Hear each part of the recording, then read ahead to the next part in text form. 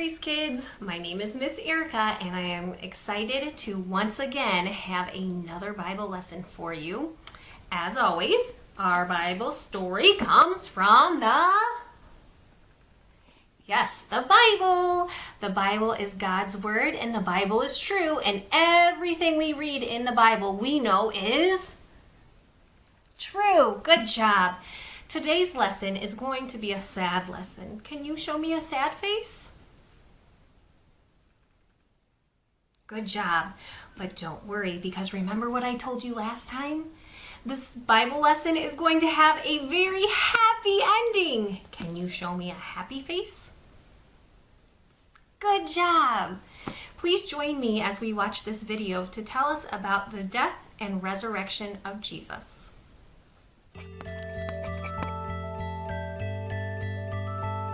Jesus came with his disciples to Gethsemane.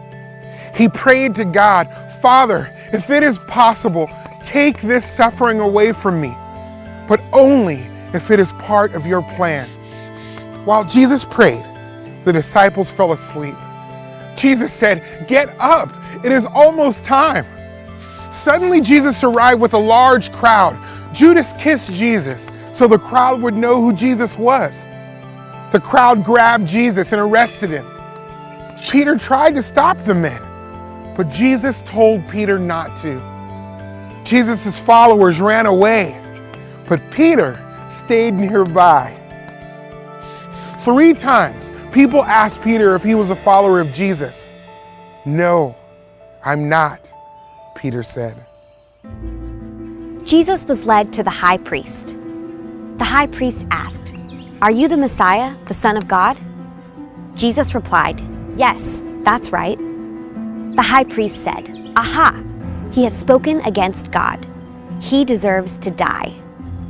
The religious leaders did not want to believe Jesus was God's son. When the morning came, the religious leaders led Jesus to Pilate, the governor. "Are you the king of the Jews?" Pilate asked. "Yes, that's right," Jesus replied. "What should I do with Jesus?" Pilate asked the crowd. "Crucify him," they answered. The governor's soldiers put a scarlet robe on Jesus. They made a crown of thorns and put it on his head. Then they mocked him, beat him, and led him away to be killed. The soldiers nailed Jesus to a cross. They put a sign above his head that said, "This is Jesus of Nazareth, the King of the Jews." 2 criminals were crucified next to him. Darkness covered the land. Then Jesus cried out, my God, why have you forsaken me?"